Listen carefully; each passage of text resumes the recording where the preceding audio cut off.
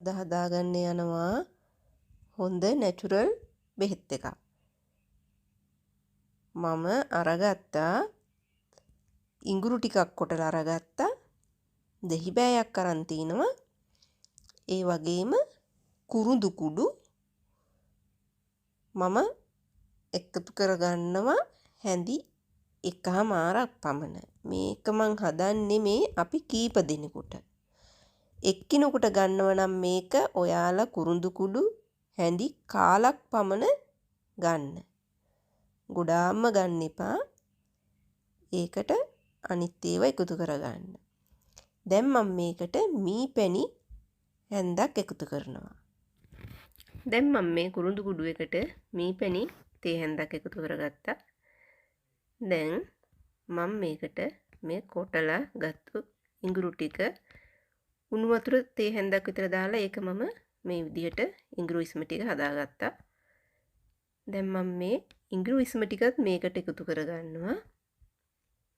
මේ විදිහට ඉඟුරු ඉස්ම ටිකත් එකතු කළා. දැන් මම මේකට මේ දෙහි බෑයෙනු දෙහි ඉස්ම ටිකකුත් එකතු කරගන්නවා.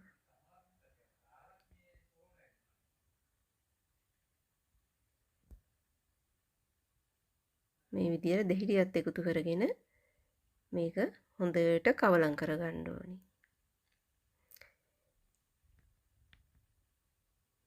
මම මේක මේ ටිකක් වැඩිපුර හදන්නේ අපි කීප දිනෙකට. ඔයාලා මේක තනි එක්කිනෙකුට හදනවා නම් එකපාරකට කුරුඳු කුඩු තේ හැඳි කාලක් විතර ගත්තනම් ඇති. අරගෙන මේක මේ විදිහට හොඳට දිය කරගෙන දවස් 3ක් උදේ හවස තේ හැන්දක් වෙන්න පානය කරන්න. කැස්සට සෙමට ගොඩාක්ම හොඳයි මේක. මීපැණි කියන්නේ කුරුඳු කියන්නේ ගොඩාක් අපේ ප්‍රතිසංස්කරණය වැඩි කරන දෙයක්. ඉතින් මේක ඔයාලා අත්හදා බලන්න. මේක මම අත්හදා බලපු බෙහෙතක්. මට කැස්ස හැදීගෙන එනකොටම මම මේක මේ විදියට හදලා දවස් 2ක් ගන්නකොට මට කැස්ස හොඳ වෙනවා.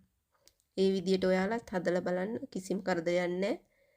ඉස්පිතාලෙට ගිහිල්ලා බෙහෙත් ගේන්න ඕනේ නැහැ. බෙහෙත් ගිලින්න ඕනේ නැහැ. මේ වගේ අපේ නැචරල් දෙයක් හදලා බලලා ලෙඩ දුක් හොඳ කරගන්න.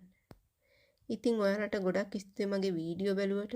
මේ වීඩියෝ එක ඔයාලා කැමති නම් බලලා ලයික් එකක් දාලා ෂෙයා කරන්න අමතක කරන්න එපා. ගොඩාක් ස්තුතියි ඔයාලට. Thank you my friend watching to my video.